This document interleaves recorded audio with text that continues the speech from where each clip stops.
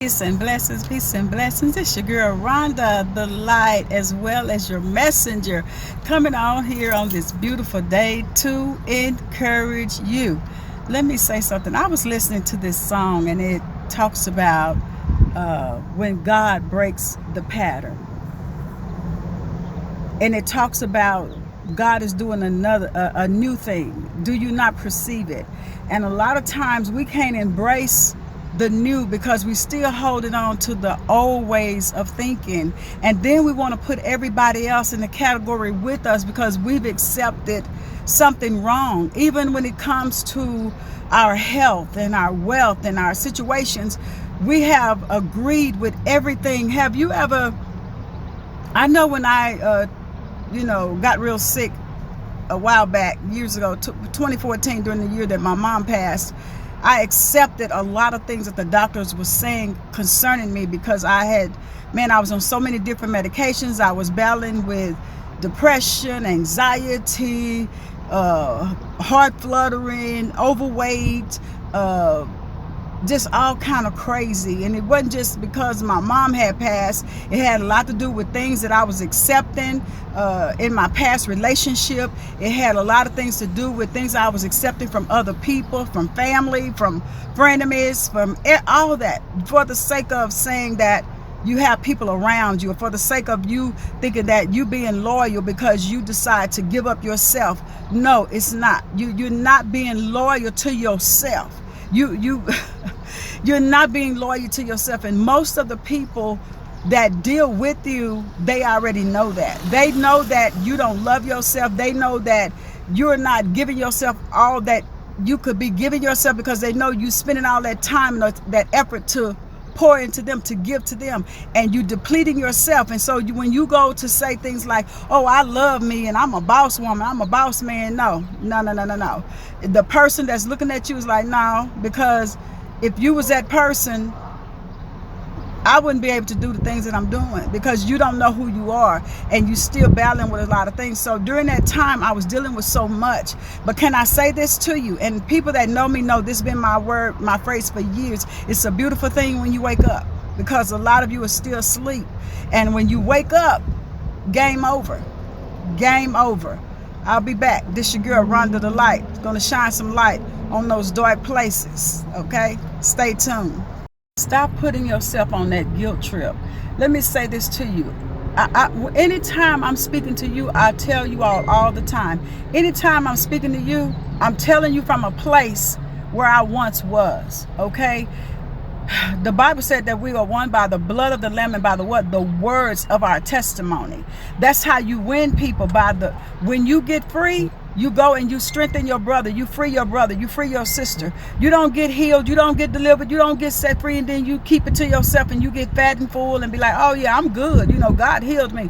No. In the year of 2013 and 14, that's the year when it's like for years, a lot of things was going on. I'm talking about the whole 21 years, things was going on. But I'm saying 2013, 2014, I had got in a bad accident. I became disabled. I ended up losing my mom. All that in the same time. My daughter took sick. I was dealing with a whole lot. I couldn't do the things that I wanted to do. I was almost bedridden because I couldn't move. Then I end up, I'm just giving you a little rundown on where God brought Rhonda from, and the same God that did for me is gonna do it for you. But if nobody know, if they only see in your light and your good, and not knowing how you got there, some people will struggle with that. It's just like when I first gave my life to God and I surrendered to God, and I would go to church, and there's a lot of women, they be saved, sanctified, Holy Ghost filled, and they would say, man, I'm saved, sanctified, Holy Ghost filled, and speaking in tongues, and and they would be looking like they got it all together. And I used to wonder, how did they get there? Because at some point I was still struggling with the things I had been through in my past, and I was too ashamed to tell people what I had been through, because I know religion will literally mess you up. And so at that time, I didn't know anything about religion. I just caught on to church. You understand me? So during that time, I wasn't talking about my testimony. I wasn't going out healing and helping others like I'm doing right now. But when you come out of that place where you're hiding and you don't want nobody to know anything, I'm going to tell you this first. Get healed first. And then you won't worry about the backlash from people talking about things about your past, because your past have nothing to do with your future. Your future look mighty great. And those people, some people have got a glimpse of your future, so they keep reminding you of those old things, old habits. So what? So be it. I no longer live at that address. Okay? So rolling the scene forward, all that stuff I had encountered, from being in a car accident, from losing my mom, from my daughter being sick, from going through things with my ex, it was just a bunch of crazy things after another. And that thing took a toll on my mental until I'm telling you, until I finally woke up. And the thing of it is, let me go on and put a stamp on that, but I'll be back for you to catch that stamp, okay? I'm going to go ahead and help you to free you. Self-awareness is key. See, when you become self-aware and you begin to love yourself for real, and you begin to take care of yourself, not to say that you're not going to grow through anything, that you're not going to have any issues. No, you're not. But when you're self-aware, it makes you more alert and paying attention to certain things. When you become spiritually aligned, self-aware, when you get that self-awareness going, I'm telling you, it's like something on a whole different page.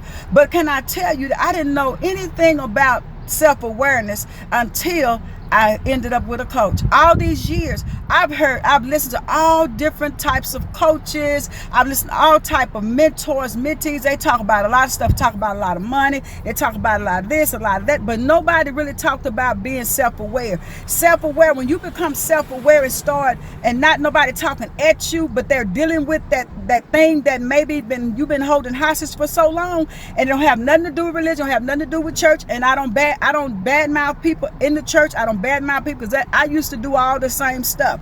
But can I tell you, having a coach, for me, I can't speak for everybody else. Coach Jordan Williams, God used that man to throw me a lifeline. Yeah, he got a whole bunch of people. He got a whole bunch of people that follow him, that listen to him, that he coached. But I'm taking it personal. And anytime you really want to be free from something, that's where I was getting to about not allowing people to hold you hostage, because they still decide to stay stuck, or they decide that they don't want to be healed, and you started throwing them lifelines, and they still talking about, they're running our family, this, that, and the other. No, they're running your family because you love lying, you love being deceiving, you love doing all that manipulative stuff, you love playing around, you love just going from person to person, hurting people, messing folks up, and you holler, that's hereditary. Who is that? Or who is he? You understand me? So it's all in your frame of mind of what you're thinking and how much you love yourself. Somebody got to break that cycle, and God,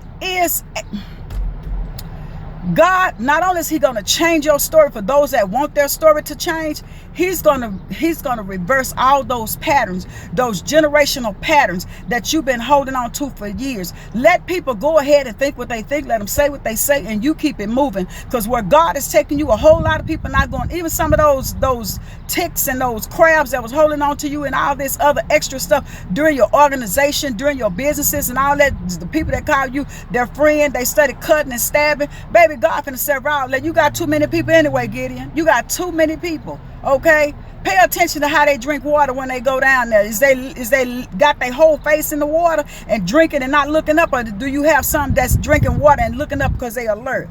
Pay attention and move on. You got a place to go. You ain't got time to play. Take time with yourself. Give yourself the time that you have given everybody else. Sometimes we give people grace and we don't give ourselves grace. We give people time. I'm going to give them time to get themselves together. And then with you extra hard on I'm just talking about Rhonda. Okay? More times you real hard on yourself, but other people, you let them you let them miss the dots on the I's and miss the crosses on the T's. You let them do all that and you keep excusing them. But when it comes to you, you don't give yourself that grace to say, you know what? I know during the time of my self-awareness, oh yeah, I'm going to make mistakes, but at the same time, I'm going to stay there. When I realize it's a mistake and I'm dealing with people that's playing trailers, And if I see a red flag, I'm not gonna go past that red flag and thinking that, oh yeah, if I just love them, if I just, baby, did that, done that, got a t-shirt all over that. Okay, well, you thinking you can love somebody, you can treat them good, you can be the best wife, you can, man, do everything that you know to do to be there and do what you do, and you still get dealt an ugly hand.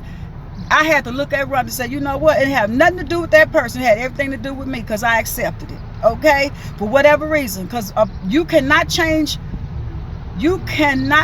nobody but you.